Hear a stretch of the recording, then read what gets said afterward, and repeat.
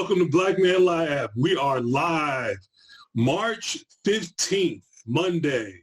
Welcome. Tonight we have a great conversation talking about building your credit, how to build your credit. So before we get started, a couple of traditional things that we do every week. Just kind of get a history of Black Man Lab, where it started and why it exists. We started roughly a little over 4 years ago.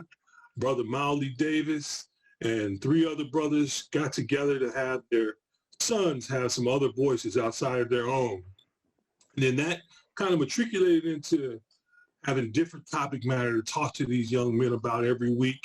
And then that grew to us winding up having a live session every week at the Andrew and Walter Young YMCA, where we'd have over 250 Black men in the room to discuss whatever topic matter that we had every week. So that's how this got started and where we are today. And the importance of it is that we are giving information to our communities that you might not normally see on a regular basis. And that's the goal of Black Man Lab, to enrich our communities more so than what you would normally see. With that, though, I want to introduce some of our Black Man Lab men that are here on the call tonight. First and foremost, Brother Chauntee Davis, who is one of the co-founders of Black Man Lab. Chauntee, what's up, bro? What's up, fam? What's up, Black Man Lab world? Brother Joe Barker, happy Earth Day, my friend. Our brother just had a birthday, man. I think he just turned 23 again. Looking good. That beard looking shiny black, boy. Black is your shirt. That's a little concerning, isn't it? We're not starting with that tonight, brothers. Hey. But man, it's a beautiful day. It's a beautiful day. Black folk are awakening, awoke, staying woke, all of those different, all of that language. And the beauty of Black Man Lab is we just want to keep pouring in and being part of that liberation ecosystem, and that Black liberation ecosystem that continues to build and grow amongst our people. So I just want to, I guess if Brother Jared is in here, we're going to take some breaths. Jared's here. Oh, well then we're going to let the high priest get us in position. But Joe, you want to, since you are, the man of the hour, I'm looking at the eyebrows looking black too. Like everything is black. Everything is black. Black is beautiful, Joe Barker. We love you, baby. Happy birthday, man. Go ahead and why don't you center us, man. Next thing though, Chauntee, Joe's going to sprout a fro by the end of this conversation. I'm telling you, boy, I'm about to have that chia pet fro going, and that'll be it. That'll be it. He'll be on that Samuel You know what? Jackson. Hey, I'm not feeling that. I'm done. Samuel Jackson, Pulp Fiction. Y'all, I know everybody came for serious information. We're going to do that. But we are a community, we are brothers, and we just want to keep building and loving on each other, supporting each other. So y'all just bear with us when a brother that works as hard as Joe has a birthday. We have to stop, have to honor this brother, acknowledge him. Yes, sir. Because he is one of a kind and has been just incredible in what he does, both for Black Man Lab, for Next Level Boys Academy with our brother Gary Davis, and for all the work he does in the community. There's not a march that this brother won't go to, and he will have his queen with him, as well as the young cubs with him, the young warriors. So with that, Joe, why don't you center us, brother, and then we're going to jump off. Sure. And after we do this centering, Jared, we want you to go ahead and bring the ancestors in. But just one thing, Molly, I do want to give you, as always, man, your props. But my son came in this morning. He was about to head off to work, and he was like, "Dad, man, what was the name of that song?" I was like, "Dude, what are you talking about?" He's like, when we went to the video shoot with Uncle Molly a couple of weeks ago. I was like, "Oh, I think the name of it is We Need You." I don't know. I think it's the theme song of the book. And he was like, "I got to get that track. I can't get it out of my head." I was like, "It's like that." This is so fun to listen to Lil Uzi and all this other stuff, man. Yes, and he was sir. like, can't get that track out my head. That's no cap, man. Molly, he came That's beautiful. a couple hours ago for real on his way out, man. And I told That's him to text L so he could, get it to him. Because I know y'all have sent it around to some of the brotherhood. It's not totally released yet, but do a great job on that, man. Great job. Great vision on the We Need You, the video, the book. Just, man, just well done, brother. Wait till you hear some of the new stuff that they put down on Sunday. And, they got this cipher going. Ooh. Okay. Ooh, they had Mahogany, Bobby's daughter jumped on that thing. And they're just doing stuff, man. I've learned so much from them. It's incredible. Yeah. I've learned a lot from them. So, but yeah, when he hears that one, he's gonna like that one too. So they got a few of them that's just, I think once they get out into the public, people are gonna gravitate to them because they had that mix of consciousness as well as just a vibe, Definitely. So definitely. Yeah. And I'm looking forward to once it's released. I think Marty had kind of mentioned this before, but ultimately that's going to be like the intro and the outro as we start the lab. It's going to be kind of like the song that brings us in and the song that takes us out, man. So much there that you've accomplished, man. Just well done. Well, with that, we're gonna send ourselves, and send ourselves is just simply, there's some very prolific brothers on the panel tonight. And, whether it's their line of work or something that they've just been successful in, each week we try to have brothers that want to just help us educate, help us learn different perspectives from the topic that we're discussing.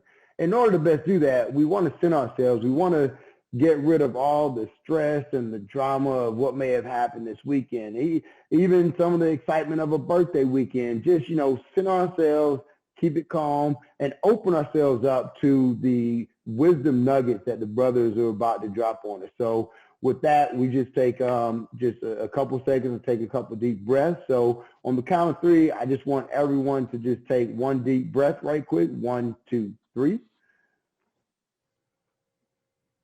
Now let it out. Let it out. Let it out. And what's coming in is in preparation for the love and the wisdom that the brothers are about to drop. What's going out is the closed-mindedness, the stress, the things that would not have us at peace with ourselves and ready to receive this.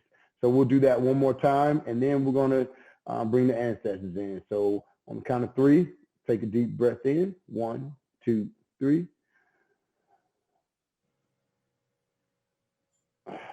And let it out. And we appreciate you all joining us this evening. Jared, why don't you bring the ancestors in, good brother? Well, good evening, everybody. Good evening, brothers. Welcome to Black Man Lab. We always want to honor our ancestors. We want to put them in our hearts and mind, to think about those ancestors that built some of the greatest civilizations on earth. We say Ashe. That was able to survive the Middle Passage, we say Ashe. Those ancestors that were endured and survived enslavement, we say Ashe. But then there are those individual ancestors that we know that did great things. We also want to say Ashe to them. Let's lock them into our hearts and mind, those individuals that did some great things. Just think about some of the individuals that did some great things. Lock them in your hearts and mind for about 3 seconds. Then everybody hold up your fist, and on 3 say Ashe. 1, 2, 3. Ashe. Ashe. Ashe. And I want you to think in your own bloodline, all of those ancestors that it took to create you. All of your own bloodline of ancestors that created you. Let's lock them into our hearts and mind for a few seconds.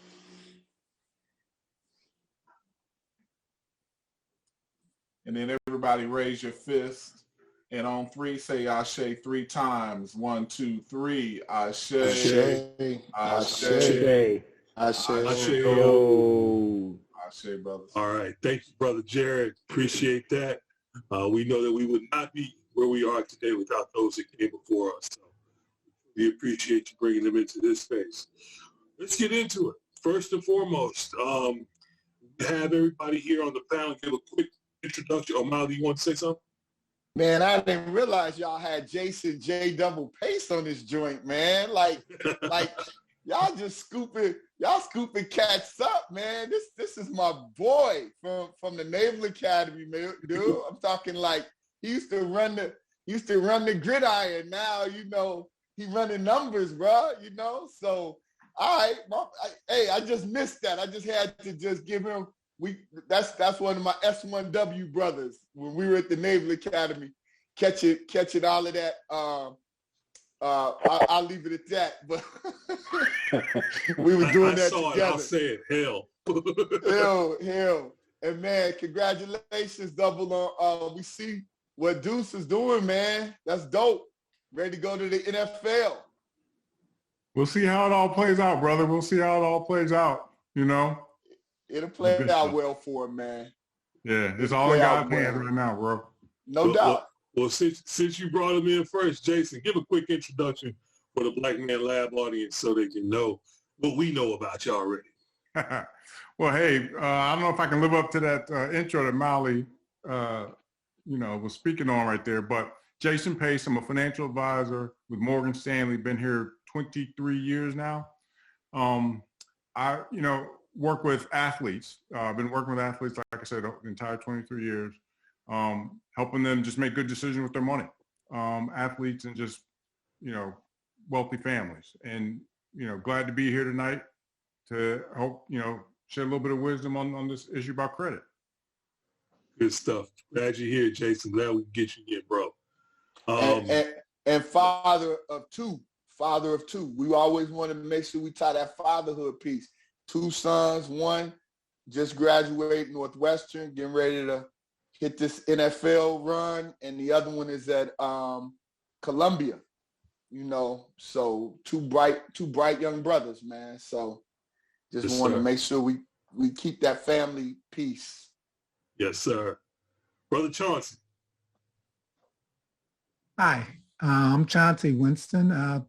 Work with Wells Fargo in our middle market banking group as a commercial analyst. I've been in banking for 35 plus years. As far as family is concerned, wife and 3 lovely grown-ups now, 2 boys and a daughter, all which have graduated college and almost off the payroll. Man, bro, Chauncey, I'm looking for that moment, man, when I get mine off the payroll, bro. It's woo.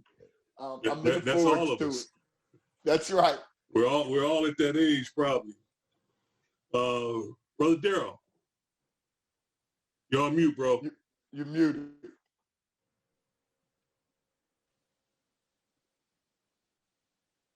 Still muted. Still mute, bro.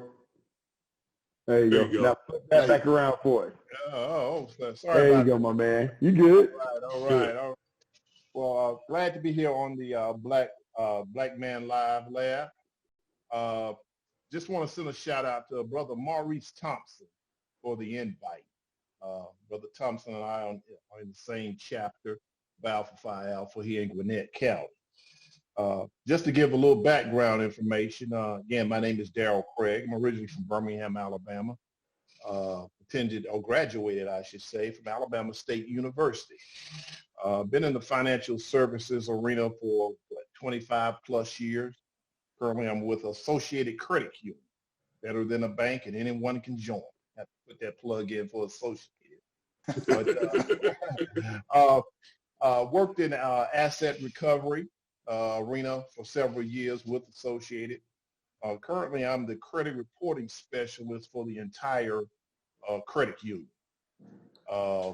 We conduct quarterly financial counseling classes and seminars with our members to assist them on, financial issues as well as credit issues. Glad to be here in the Black Man Lab. Awesome. Glad to have you. And Brother Darryl, I don't know how this happens, but every Black Man Lab, somehow they pull another alpha. At some point, I think they're going to run out of alphas, but it's just like, here's one more alpha. Bam!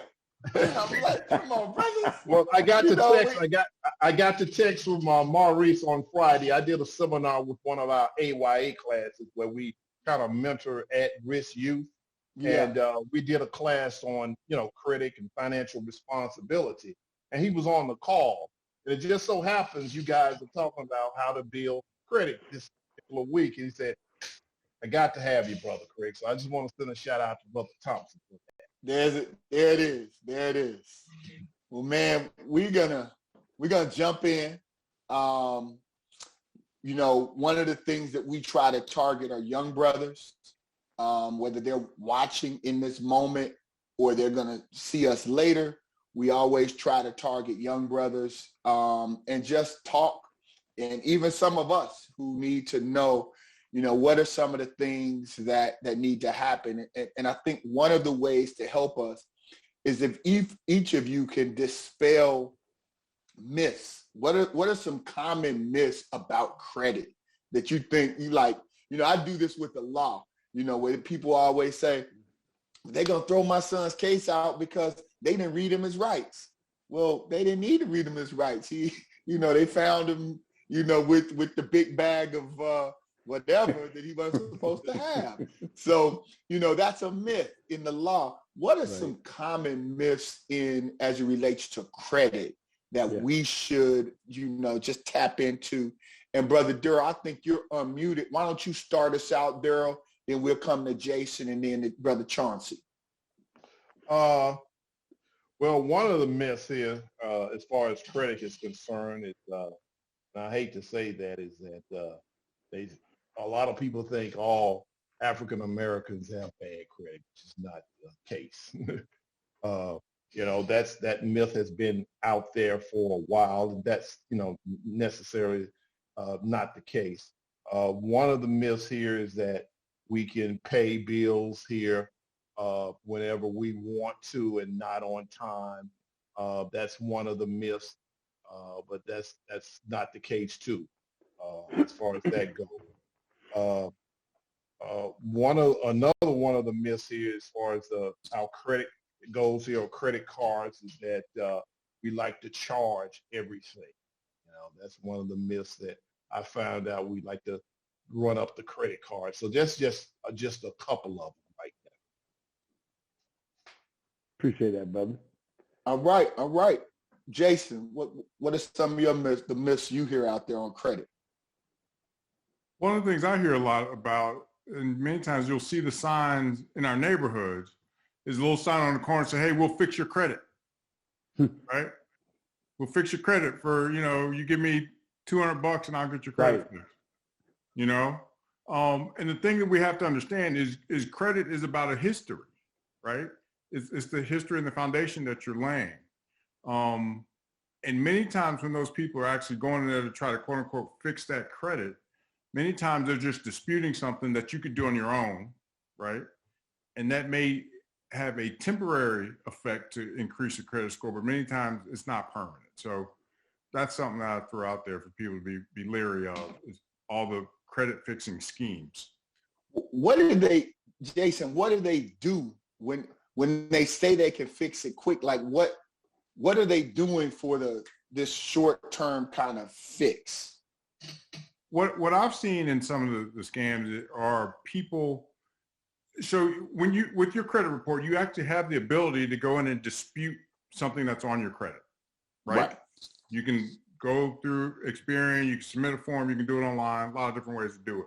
But some of these guys will just go in and just dispute everything that's on your credit, whether it's right or wrong, right? And so what that many times can do is, again, give you a temporary sense of credit scores going up, right? Which will many times, a couple months later, when that dispute falls off or comes back to be proven true, right? Then your credit score goes right back down. Gotcha. I want to jump in real quick. I literally had that happen to me today. My Experian gave me an alert of something happening on my credit, and I disputed it because there was totally nothing I had anything to do with it. I don't even know how it got on there. So I don't know what the results are, but that was going to be my question is, does that affect my credit today by that being on there and showing me to be delinquent on something that I didn't do? It does. It does.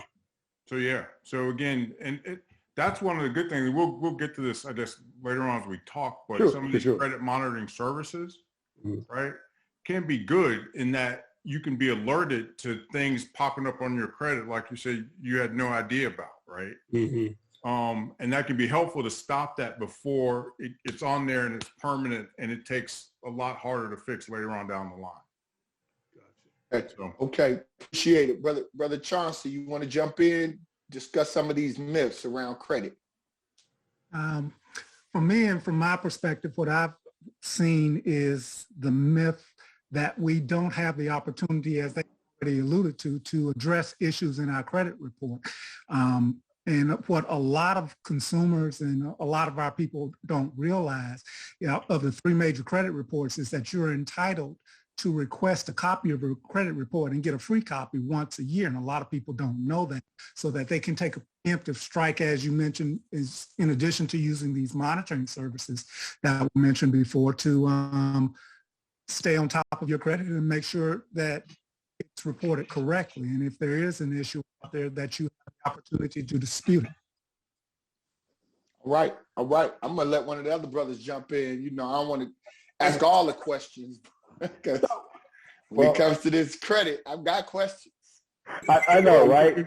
Well, one of the things, as far as most consumers know, how credit is actually judged, it's basically 5 different areas that they actually look at. One is payment history. That's about 30% of your credit file. A lot of consumers don't know that. The second one is the credit utilization ratio. And if I can just explain that just a little bit, the way that actually works is, let's say if you have the definition of it is that it's your credit balance times your credit limit. So let's say you have a credit card for $5,000, you have another one for $5,000. So you have $2,000 on one card and nothing on the other. So you have $2,000 times $10,000. So that's 20% of they call credit utilization ratio. Typical lenders like to see 30% and under. So that's one of the things. In order to know how it's looked at, you have to know how it's actually judged. The other part of it is age-old credit. That's about 15%. So about 65% of your credit file is your payment history and your credit utilization ratio. Then the other 20% is actually a credit mix, how many credit cards you actually have. And the last one is hard inquiries. That's about 10%. But like I said, 65 to 70% of your credit file is your payment history. That's the reason I always tell our members when I have seminars with them, pay your bills on time. It's not rocket science. Right. So, and, no, go ahead, finish up, brother. I want to jump into something after you finish that. Go ahead. That's about 65% of your credit file is the payment history, as well as the credit utilization ratio. So that way, you can do the math yourself. Some of you brothers, some of our audience can see, okay, what is my credit utilization? So you can just take what your balances are right now times, your credit limits. Now, they also tell you too, let's say if you decide to close one of those cards, now your balance is $5,000. You take that $2,000 times 5,000, your utilization report or your utilization ratio has gone up 40%. So what the advice here is to try to keep that actually open, to keep the utilization ratio down. And a lot of our members that come to the credit union, a lot of consumers don't know that as well. Typically, like I said, you like to have it under 30%. So one of the questions, Molly, let me jump in because I want to ask one thing right quick. We've kind of gone straight to we have this credit and we're trying to repair it. What I want to ask each of the panelists, and Chauncey, we're going to start with you. I'm 18, 19, 20, 22, 23, just coming out of college. How do I build credit? Like, what do I do? And I think a good way, you know, with these young brothers now, you know, Chauncey, you got umpteen nephews, 2 sons. Like, what do you tell them? Like, here's how you build it, so you're not 40, 50 years old trying to repair it. Let's start with you, Chauncey, and then let's just go back to you, Brother Pace, and then let's finish up with you, Dale. How would you build your credit? How you tell these young brothers, here's what you need to do? Credit is like a reputation. You have to build it over time and over a time frame. What I would suggest for our younger brothers starting out, especially if they're in college, is to establish a credit card, a small limit, and get that established. But one of the underlying factors, and I think one of our financial advisors would probably speak to this better than I could, is what I taught my children is that you want to establish a budget and understand the difference between your gross income and your net income or your take-home income and manage within that budget. And then when you are establishing credit, you don't want to use the credit card initially, and then teach them a few principles about how to use a credit card. For example, you want to use, in accounting, we call it the matching principle, so to speak. You don't want to use a credit card to go out and buy groceries. If you're going to put a vacation on it, and an annual vacation, you think you're going to take a vacation every year. So you want to have that vacation paid off every year. You wouldn't want to carry that balance on and have that build up over time. And then that's how it can snowball and get out of control if you don't use those matching principles, don't establish a budget and work within. And when you're using a credit card in particular, I always like to look at it from a standpoint of, especially as I'm going in and start out, to pay it off monthly. So if I don't have the cash in my pocket, I'm not going to go out and purchase that pair of sneakers or have an extravagant dinner, knowing that, okay, when the bill comes in next month, I can pay this thing down to zero and I can manage accordingly. And that's how I have taught myself and my children, and kind of use that as a rule of thumb. Now, there are going to be times when you do have to carry a balance on it, but make sure you got a plan to pay it off in a timely fashion. Gotcha. So budget, gross, net, understanding those differences, and most importantly, building it through time, starting with maybe some small ones at the collegiate level or just thereafter. Okay. All right. Good advice. Thank you, Brother Winston. Yes. Mr. Pace, what are your thoughts, brother? Well, one thing I wanted to mention that Chauncey mentioned earlier about getting your credit report every year. I just want to make sure I put the website out there. It's called annualcreditreport.com. Thank you. Annualcreditreport.com. It's a free website. Again, the federal government has mandated that these credit bureaus have to give us our credit report at least once a year. So please go to that website and get your credit report for free. I'm actually going to put it on our site now. What is it one more time? Annualcreditreport.com. Yep. All right, go ahead, brother. But, just also talking a little bit about, Chauncey was talking about actually getting that small credit card, and that's the best way to do it. Another way to build your credit is to also be an authorized user on someone else's credit card, right? Now, again, you want to make sure that person is paying their credit card bill on time, right? Again, that happened to me a gazillion years ago. I was an authorized user on my mom's credit card, and she missed a couple payments, So, but didn't Chris Tucker or somebody talk about that? I want to get my water in my mama name. Like I thought somebody talked about that. All right, I got you. That is another way of doing it, though, just being an authorized user on somebody's account. Okay. Good advice. Thank you. And Brother Pace, I will tell you,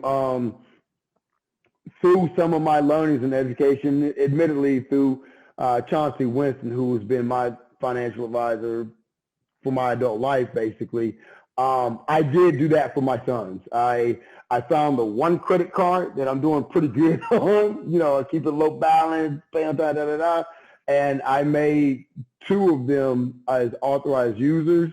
And then, you know, I get to check the credit report and so forth. And yeah, that works. I mean, it went from pretty much nothing because it didn't have established to 6s. Now it's in the 7s. My wife did the same thing with a couple of other kids. So that's a trick I just recently learned about, and it's very effective.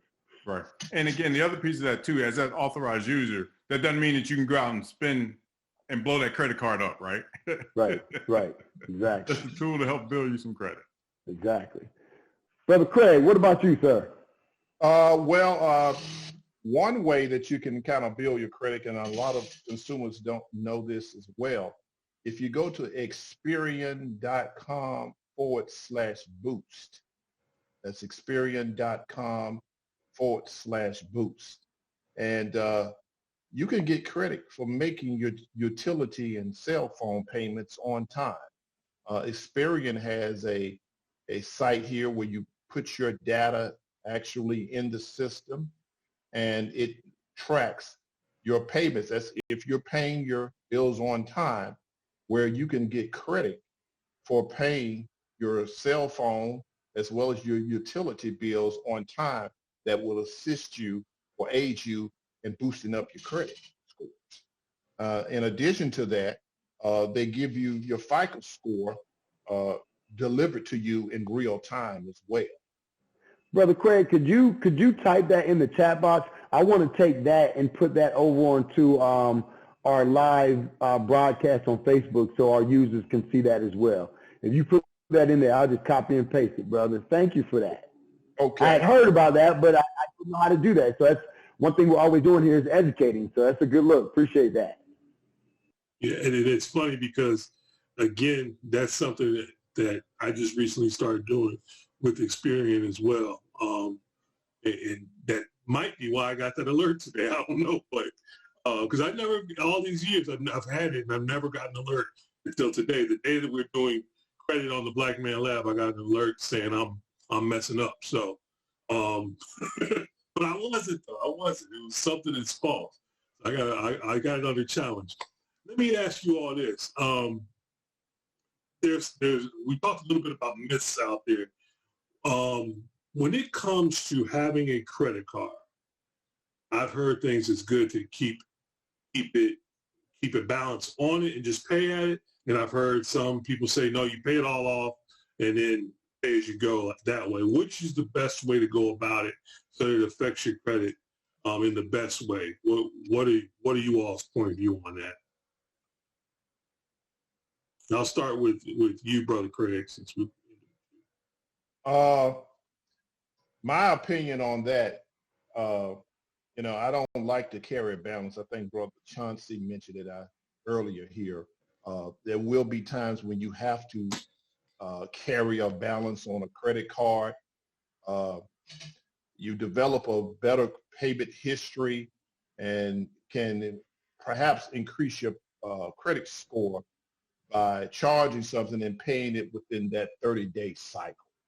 I mean, that's my rule of thumb. That's my advice right there. And again, there will be times when you may have to go over that 30-day cycle or pay it the next month, but obviously you pay a lot of interest when you carry balances. But the best way to improve the credit score is to make a purchase if you have to use it on the credit card and pay that particular charge within that 30-day cycle. Brother Chauncey, you want to add to that? Well, to kind of echo what Brother Craig said there earlier in terms of the utilization rate, I understand in my philosophy is, like he said, to pay it off monthly. But I understand that life is going to happen. Expenses are going to come up, sometimes unanticipated. You may have to get a set of tires for your car, or you may have auto repairs or what have you, and you may have to carry a balance on there for a couple months or several months until you can get that paid down. That's going to happen. What your objective would be to go back to what Brother Craig said on the utilization rate and to try to maintain it within that 40% range, or keep it under 30% so that you can maintain a solid credit score at its peak level. Got it. Anything you want to add to that, Jace? No, I mean, I think they pretty much said it. You know, again, if you could go back to the old style back in the day when we had actual charge cards instead of credit cards, right? Charge meant you put it on there and then at the end of the month you paid it off, right? That's the best way. That's the ideal way. Because again, at the end of the day, you are paying interest, right? That interest is going to the bank of that credit card company and not to you. So again, the goal is to pay it off. Good stuff. As it relates to, you know, we have these young folks that build their credit up early and try to get them in what we've been talking about, get a credit card, pay it off early, you know your net and your gross and be able to live within a budget. We know that doesn't always happen. I'm sure that the vast majority of us coming out of college were kind of in that position. So stuff happens. When do you think is the best time, or what would be the best way to overcome those early bumps? So I got one credit card, I haven't paid it on time. What is the best means of being able to overcome that outside of just paying it off? Jace, what do you think? That's a good question. Again, I think you've got to make sure we're starting small, right? You know, you definitely don't want to get a credit card where you got a $5,000 or $10,000 limit. Getting something small where it's $500, right? And the other piece of that too is maybe you get a secured credit card, right? Where you put the money up front, right? That will help you cover that in case, you know, you run out of money at some point, right? There's another way of doing that and building that credit too. So that's an example. Jay, when you say secure credit card, just explain that to, you know, a young brother who has never had a credit card. What's the difference? Right. So great point. So a normal credit card, you apply, you know, the company looks at your credit report, looks at your job, looks at how much money you're making, and then they decide on a credit limit for you. How much credit are we going to extend to you, right? With a secured credit card, you're going to the bank or the credit card company and saying, look, here's $500, right? I'm paying you $500 upfront cash that you're going to hold on to, and then you're going to let me borrow up to that amount, right? So then that way, again, that bank has some trust in that if you aren't able to pay that credit card off, they can take that $500 that you gave them up front to cover it. Gotcha. And does that, here's another question to that, does that giving that money up front at all help your credit score? I don't think it's going to help your credit score at all. I mean, No, again, go ahead, bro. Go ahead, Darryl. Yeah. Oh, well, no, it's not going to help your credit score. What it is it's almost like pledge money. Typically, people who have secured credit cards or secured Visa, I know we have it at Associated Credit Union. And just to let you know, we require 125% of the balance. So typically, if it's a $500 credit limit, we require $625 up front. So if they don't pay, we, as you just stated here, we can use that money. But what happens is that because you have a secured credit card, you can either build credit or reestablish credit. Typically, people who file for bankruptcy, who want to start again or have, let's say, some negative impact credit or something of that nature, they get, you know, secured credit cards as well. But it doesn't help it that, you know, you have just pledge money there. That's just I guess a safety net for the bank or the credit union or the financial institution. But you making the payments on time really helps with that. Good stuff. Molly, were you jumping in? No, I mean, I'm learning because I'm trying to figure all of this out for, for my sons and what have you. Let me ask this question. When we talk about credit cards and, obviously they're getting stuff in the mail all the time, right? How do they decide which credit, because we're all, I think, acknowledging that they should get a credit card, and how they should manage it is paying it off on a monthly basis and not letting it roll over. But how do they decide on what's the best credit card? Is it MasterCard, Visa, Discover, Amex, or are there some other factors that you all look at? Chauncey, you want to jump in and then move from there? Brother Chauncey?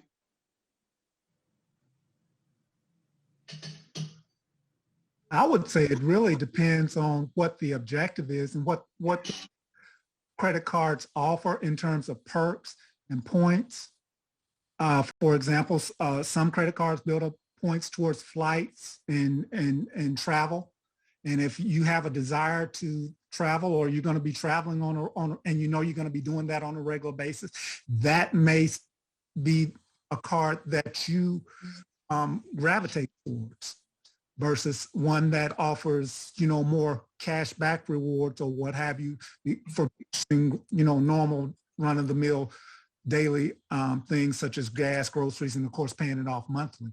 But one of the other things, and I think if I didn't mention this before earlier, is I've always advised my children, nieces and nephews to live below your means initially.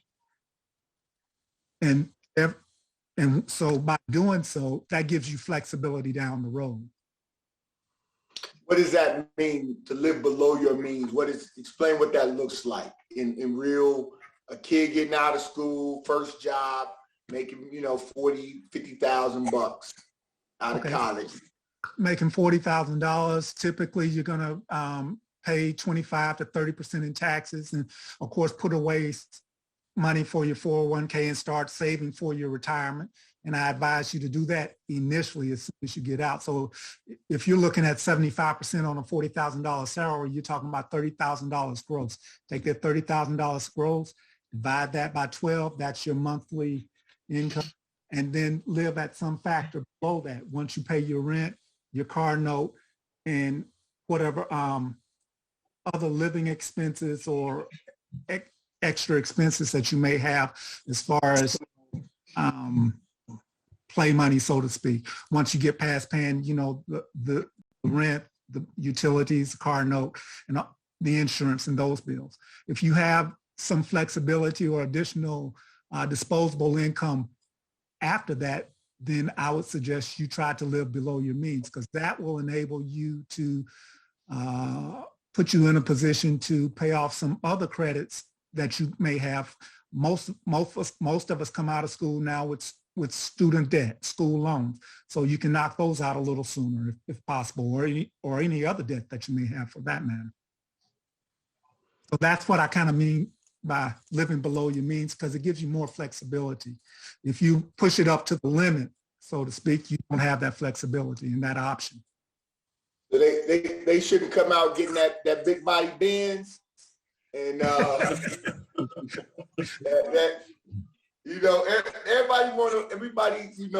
everybody wants to be the boss right now at 22, 23.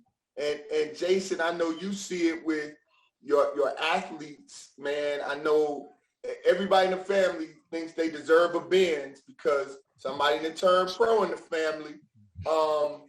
Talk a little bit, if you would, about how much, what percentage of your income should be house note, what percentage, or let's say apartment, and then what percentage should be like car note. And I know you deal with much bigger numbers, so just percentage wise, Right. Well, going back to Chauncey's, statement and trying to put a little color on that. I mean, living below your means, to me also means that you're able to save about 10%, right? So, and again, I'll tell my clients that you want to make sure you're saving first. Pay yourself first, right? So again, once you get that number, if that's $3,000 a month, let's make sure we're putting 10% of that away, right? $300. $300 we're putting away, because you want to build up a rainy day fund, right? So when the car breaks, or washer breaks, or any of that kind of stuff, right? But then now we know how much money we're working with, right? If I'm saving $300, now I got $2,700 to get all that other stuff in, right? And I think the problem is many times we do it backwards. We start spending first, then we try to think about saving, right? And so if people will put that first and start saving a piece of it, then that backs into how much should we be spending for that kind of stuff, right?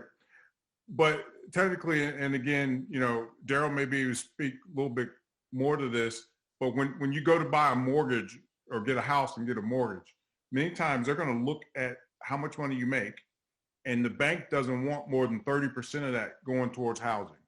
Exactly correct. Couldn't have said it better myself. That's the DTI. When we do the AYA classes, when I did it last, I believe it's a couple of weeks ago here, the first thing we do is give the young boys a quote. And we say, a part of what you earn is yours to keep. And that's the quote that we actually make them write down and remember. Again, the rule of thumb is try to save at least 10%. You can do more of your income. But when you go to, let's say, purchase that car or that house or whatever it is, the lender is looking at, hey, what is your debt to income? And we don't teach a lot of our young people that. It's called the DTI. And like I said, it's about 30% that the lender wants to look at as far as, pretty much, the limit as far as the amount here that you can afford here. And once you get over that 30%, hey, that's when denials come. Or let's say you need a joint signer and things of that nature. So if you keep your means low, and I know it's difficult with young people, especially getting out of college, and they see things and want to buy things, but if we keep it low here, if they keep it low, that's something that they can establish at an early age, and they'll lead them right through adulthood as well. So just so that the math is simple, we're using that $40,000 jumping out of college with about 30,000 net, right? And the difference between gross and net is gross is what they say you get paid, net is what you actually get to hold on to after Uncle Sam and everything else, right? So the question is 30% of that 30,000 should go towards your housing, right? Exactly. So that would put you at 30% of 30,000 is what? Only, is it $9,000 a year? $9,000 a year. It's about between $9,000 and $10,000 a year. Yes. And then when you divide that by 12, yeesh. That's a $750 apartment. Right. That's a hovel, bro. I mean, $750 is tough. Like, you're not gonna be down in Buckhead with that business. Not that you aspire to need to live in Buckhead, but I'm just saying. So that sounds to me like you coming out, you might need to be looking for a roommate and not try to, have that 2-3 bedroom on your own. So I just wanted us to kind of drill down so these young brothers who are listening can understand. If you make 40, get a roommate. Right. Be clear. A roommate who can also pay their share. I want you to know. Right. Not just Someone who's responsible. Someone who's definitely responsible. So that's what we teach the young brothers too in the AYA sessions, is that, part of credit is financial responsibility. I gave an example about a couple of weeks ago of individuals who were financially responsible and individuals who were not financially responsible. And it was a moving experience because I used the example of Delonte West and how much he made during his 10-year career. And I think he made close to $30 million, but he was not financially responsible with his money. He spent a lot of money on drugs, and of course we all know the story. And at one point he was homeless. So that kind of resonated with the boys when we actually did it, but kind of tell them, hey, what can happen if you're not, financially responsible with your money? Man, this is great conversation, y'all. I was telling somebody offline just now that, we're so often here on the Black Man Lab, we have conversations about issues or professional vocations that I wish that I had when I was my kid's age. And this is a prime example of that today. This information, I just think that our young folks, if they heed it and take it in where they're going to be at our ripe ages in life. So with that, though, I want to bring on one of our young folks, one of our Black Man Lab participants who is on the panel here. If I can get him to turn his camera on. Kahari, are you there, bro? He had it on earlier. I know he there. If not, we'll come back to him. We'll come back to him. Oh, wait, here he is. He might. There he might. You had this. I had disabled the camera. The host did. Okay. Well, go ahead, Hari. You had a question that you wanted to ask. This is my nephew, Kahari Davis, my godson, son of young Mawali Davis. Hari, give us what you got, brother. I was gonna say, what's up? How y'all doing? But yeah, my question was like, cause like I'm a business owner, and I was thinking like, what requirements should like someone like a business owner, a young business owner have, like if they want to go get a business loan, like where should they be at in life in terms of like, in order to pay that off so you don't mess your credit up and things of that nature. And I mean, that. Anybody want to jump in on that? Anyone, yeah. Like business loans. Chauntee, Chauntee, why don't you jump on that one? I know you've done some of those. Sure. Depending on the business and what it is, there are several types of business loans. One of the common requests that I see coming from small business owners is they come in and say, I need a line of credit. And so once you identify, you get down with them, sit down, go through their financial statements, look at what's going on within the business. You might be able to, they may need a line of credit for seasonal needs, so to speak. If it's, say, for example, you are a manufacturer and you manufacture toys. So you got a certain period during the year where you build up inventory, and that's when you would use the line of credit to pay for that inventory. And then as you sell that inventory, say, if you're a toy manufacturer generally around the holidays, and start selling that inventory, that's when you would pay down the line of credit. And then after the holidays, you should be out of the line of credit.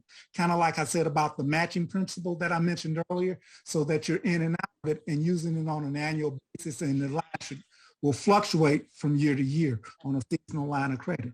If you are looking to purchase equipment, so to speak, you would want to match that loan with the useful life of the equipment, just so to speak. Say you're the same toy manufacturer and you're purchasing X equipment to churn out equipment, toys over a certain period of time or product. Well, that equipment will have a useful life from anywhere to 5 to 7 years on average, maybe even longer. Typically, you're going to amortize your loan over that time frame and get a term loan and make what we are considered installment payments or like a mortgage payment over the 5 or 7 years over the useful life of the loan. So when you say a loan, you really kind of need to pinpoint and identify what your objective is. And then your banker can help you to identify what's the best route for you to go with that particular loan. If you are a small business and you're just starting out, sometimes you may not have what the bank looks to see in terms of collateral or net worth to qualify on an unsecured basis, but there are other options out there that you could go the SBA route, which is the small business lending program, which is some of you may be familiar with it. You may have heard about the payment protection loans that are coming out right now because of this pandemic that we're in. That's through the Small Business Administration. And but I could go on, but I don't want to confuse you because I want to make sure I understand specifically what your question is and what you're trying to accomplish.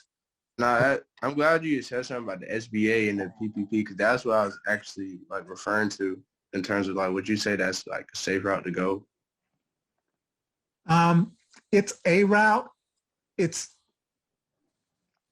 not a traditional route. It's traditional in the sense that you have a lot of small businesses going that route. But if you can go a conventional route, you'll get better terms from a bank on a conventional loan. And the terms may not be as stringent in terms of the interest rate or the collateral that's required or what you have to put up in terms of a personal guarantee. You mentioned, Brother Chauncey, what is a unsecured versus secured loan so that the young brothers understand that? Okay, an unsecured loan does not have any collateral. Remember when we were talking about the credit card versus the secured credit card? A typical credit card is generally unsecured, so you don't pledge anything as collateral. A secured loan or a secured credit card would be like establishing an account with, say, $500 to secure a $500 credit card. Or a secured loan would be if you get an equipment loan or a loan personally, you're going to pledge the title for the car loan, or they'll take a lien on the equipment via UCC. If you get a mortgage, they're going to take a lien on the property until you pay the property off. Then you own it free and clear. But until then, that property or collateral will secure the loan. Does that answer your question? Yeah, thank you. Yeah, I'll add something else to it just from the... And I'd be happy to talk to you offline if you have some more questions specifically, Mr. Davis. Okay, yeah. Is your emails in here in the chat? Harry, I got you, man. That's my financial advisor. I will get that information to Attorney Davis, no problem, because he doesn't have a business per se. It's just his personal thing. So I'll get that information to Molly to make sure you have it, brother. He's a great person to talk to. Any questions you have, I'll be happy to answer. I just want to make it specific for you. I appreciate it. Thank you. Yeah, I'll definitely hit you up. Sure. Go ahead, Jason. You were going to say something? Yeah, I was going to say just kind of in general, you know, a lot of times clients will come to me wanting to do a business loan or go say, hey, what do I need to do to get a business loan? And one of the first things I tell people is when you own your own business, you want to make sure you keep good records, right? You want to make sure you keep good records. The other thing many times I'll see people doing is they'll get payments many times in cash and they don't want to claim it because they don't want to pay taxes on that money, right? But that business has to show some type of income in order to be able to pay that loan back, right? So sometimes you get caught up in a kind of a catch-22 with folks when, you know, again, they're getting paid in cash or under the table, but they don't want to claim it. And then therefore they have nothing to show the bank to say that they've got income, right? And this business is producing income. So just something to be mindful of. You want to try to keep all that stuff nice and clean, keep a separate account for that business that you're running. And again, make sure you're doing tax returns every year, you know? That's going to help you with those loans.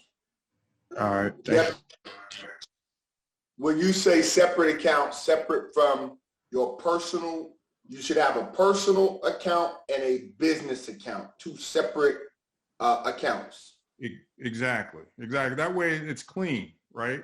Again, I'm not a CPA. We can grab a CPA, but it's so much cleaner if you take your business account and everything that happens in your business goes in that account, and then you've got your personal. And if you need to pay yourself, right, take some money out of your business account to pay yourself, put it in your personal, but just don't do all your personal business in that business account, right? You know, you want to keep the two separate.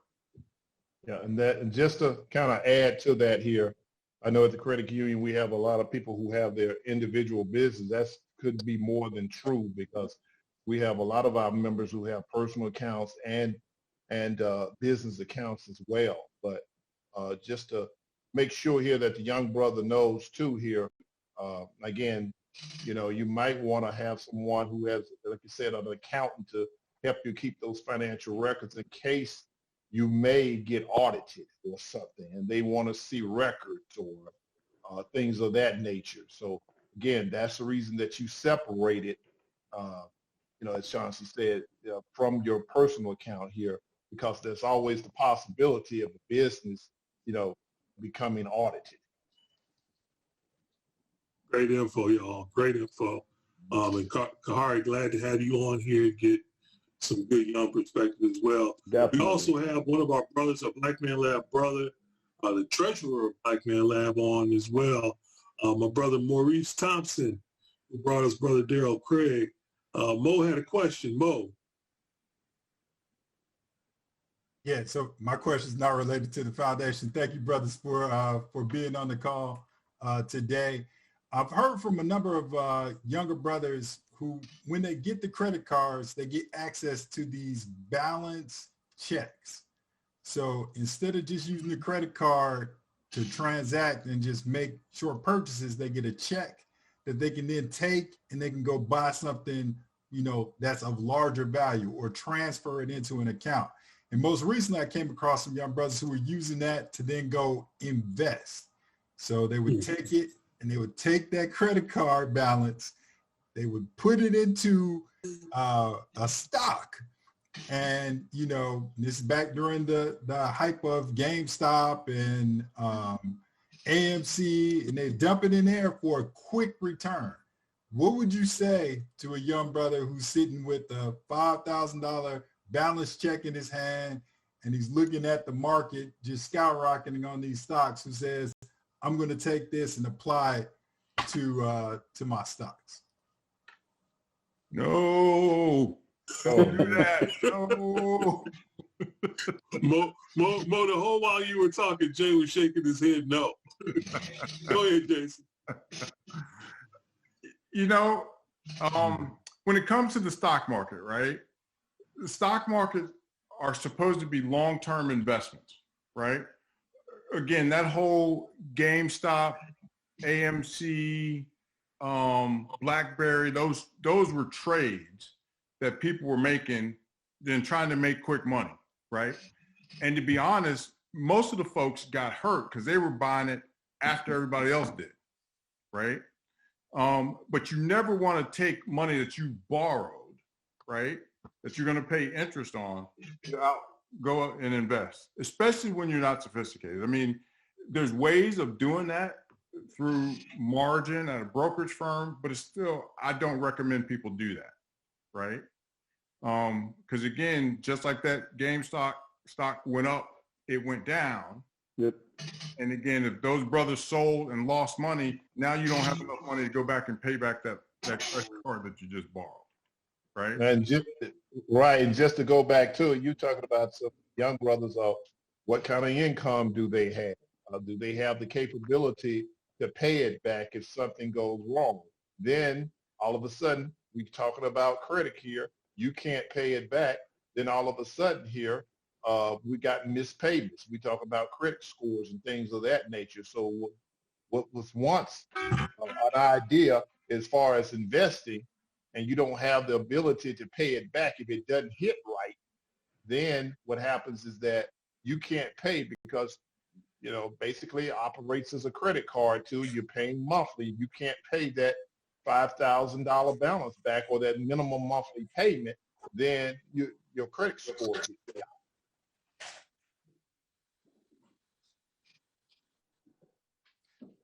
down. Josh, you want to add something, brother? Go ahead. Well, yeah, I agree on that. I'm conservative by nature, and you know that. But to invest in the market, you've got to have a certain risk tolerance in order to do that. And here's the challenge. A lot of our young brothers who are getting into the market or dabbling into the market, as Jason alluded to before, the market is truly meant for something to be more of a long-term investment, not to get in with day trading or to make a quick score, so to speak. And what you got to understand and what you need to realize is you don't know what you don't know.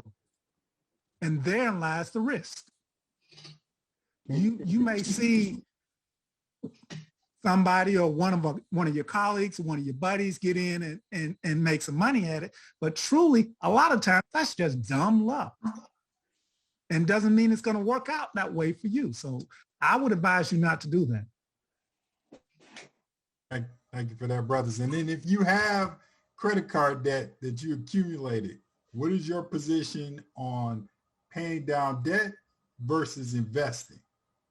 So let's say you've got $10,000 in debt and you got funds to start paying that off, but instead of paying that off, you're putting that into the market. What's your opinion on that? Here's a good way of thinking about that, right? So that credit card debt that you have, let's say you're paying 15% interest on it. You got to make 15% in the market in order just to break even, right? By paying that credit card debt off, you just made 15%. Does that make sense? As long as you don't pay it off and then charge it back up. Right. Hey, I gotta be 100. I gotta speak from my own personal experiences, of going through some bread, man. I'm like, okay, I agree, but you have to be disciplined. Go ahead, Mo. You got another one? Yeah, my last one is there's, what is it, 1,400 some odd dollars, these magical dollars that are about to rain down from the U.S. government. So I get $1,400. What would you recommend the brothers do with this $1,400? Is it, and you got a credit card. Now I've got a credit card. Now I have $1,400. It's free money though. This is free money, brothers. Free money. Not a part of any other money that I have. What should you do? What do you recommend they do with it? Well, I guess I'll take a stab at that. I want to use one word: productive. What would be productive to do with this $1,400? So you have to know your situation, your budget. Probably what I would do or recommend here, if we have credit card debt, and if you have credit card debt, means basically that you're paying on it month to month to month, which means you're accumulating a lot of interest.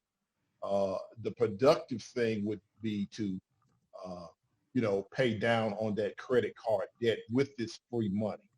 If the government is giving you the free money, whether it be $1,400 or $2,800, I saw all the ACHs coming in today, use it productive. And productive basically means if you have the credit card debt that you want to get away from monthly charges, or not monthly charges, but monthly interest, or making monthly payments, then you would need to pay that off. Thank you, brother. All right, anybody else want to jump in on that one? Okay, cool. Well, brothers, we are up against the clock already. I told you this was going to go fast because this is how it happens whenever we have one of these really good hot topics.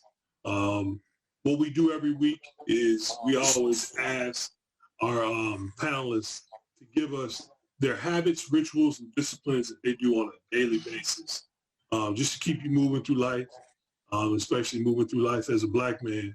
what you're doing that just kind of keeps you motivated and keeps you moving. So if I could ask that of you three, what are your habits, rituals, and disciplines that you do on a daily basis for our Black Man Lab audience?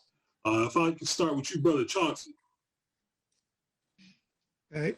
Well, one of the disciplines I have that I try to make in my choices is determine what's important to me in terms of my family, in terms of my health, and what's important in terms of the choices that I make. And when I weigh these choices, sometimes I like to look at the scale in terms of, is this something I need or is this something I want?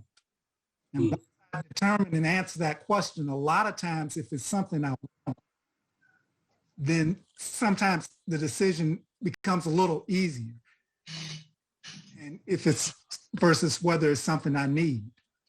And even if it is something that I want, then if it's something I want, am I in a position right now to go out and get it? Or should I put this on the back burner? That's a great one, man. Again, this speaks to my day-to-day. I got another message today from one of my favorite places I get suits from that said they were going on sale, and I looked up and I saw one, and I got ready to hit buy, and I thought about it. I was like, what the hell am I gonna get a suit for? I ain't worn a suit I don't know how long because of gold. So I let it go. So that's a great one. That's like one of those advertisements. You can save this much by purchasing this. I said I can save even more if I don't purchase anything. That was me today. I saved a couple $100 on that. So that's a great one. They saved me today because they just didn't have my shoe size. So see, you have. I know you got less discipline, brother. I know. I gotta tighten up my discipline. Those cold highs be calling my name. They get us every time, don't they? Molly, you got me on that Cole Haan thing, man. My wife said we stopped by Tanga Outlet this weekend on the way back. She said you cannot go in Cole Haan store. You cannot. It's your fault. You and Gary Davis, man. It's y'all's fault, man. Hey, man, Gary got he got the wall full. Right. We got Cole Haans like these young folks be having gym shoes, man. It's crazy. That's a sign of our age. Brother Darrell, how about you? Your habits, rituals, and disciplines on a daily basis. Well, my rituals is that I try to pray every day. I was brought up in a Christian. My father was a Baptist minister in Birmingham, Alabama. So I try to pray every day. Pray for my strength, pray for my family, pray for my health. So that's one of the rituals I have here on a daily basis here. And one of my habits is that I always try to put God first. And discipline, I try to do everything correctly. Try to do it the right way. That's the old adage, you want to do everything the correct way. So I try to do everything the right way as far as my discipline is concerned. Those are some great points, man. We have our spiritual center right. Everything else kind of falls into place, doesn't it? So I'm with you on that one as well. Brother Jason. Yes, sir. So habits every day, every morning, reading a Bible verse, and for the young brothers on there, your phone can make it really, really easy. You get a new one every day if you use that Bible app. So I do that. The other thing I do every day is I check my accounts. I'm looking at that money, right? Again, like you were saying earlier, that's how you figure out if something's wrong, but just looking at my account, seeing where I am and keeping tabs. Because that is the scoreboard. You want that to keep going up. And then the other habit I have daily is just trying to read something. Read something, whether it's financial, whether it's current events, but I'm just trying to make sure I'm reading something every day. So those are the three things I'm doing. Those are great. And that reading piece is great too. Because no matter what I found it interesting, even if I'm reading something fictional, you can find gems and stuff that you can apply to different parts of your life. If you reach into that kind of creative space that reading can take you to. So that's great, man. Brothers, we are up against it, and we are ready to wrap. Every week we wrap up the same way, man. And I'm gonna have Brother Miley come on to go ahead and put the links in the chain. We're passing it on to Brother Mo. Look, when Maurice Thompson jumps on, y'all. You got a good point, man. I felt guilty when I was saying I kept staring right at Maurice. I'm like, Maurice has come out the dark. Right. He came out like, It's finance. It's finance. As a treasurer, right. I appreciate my finance brothers. You know, outstanding job. Like, Outstanding job. And he said it seriously. I've got questions. And he laid them out. Bam, bam, bam. Right. Mo, close us out, brother. Close us out. Okay. So you want to lead it off, or you want me to just? I'm kicking the whole thing off. All right, so brothers, normally when we're in the space together, it's, about 200 brothers who are gathered here. We do this in honor of one of our Queen Mothers, and we close out by bringing our fists together. Normally we would be linked together, but if you bring them together, this symbolizes our connection together. And if you repeat after me, I am a link in this chain. I am a link in this chain. And it won't break here. And it won't break here. I'm a link in this chain. I'm a link in this chain. And it won't break here. And it won't break here. We are links in this chain. We are links in this chain. And it won't break here. And it won't break here. Okay. I say. Right, thank you, good brothers. Thank you for I say, brothers. All right. Thank you again. Thank you, bro. For pouring into our Black Man Lab audience and pouring into us. We truly appreciate it. And as always, I say this every week, when we are back live and back in the same space, we're going to call on y'all to be in that space with us as well, man. So thank you again. We appreciate you and we love you. And we love you, brothers. Y'all watching out there. Thank you. Thank you. Appreciate you guys.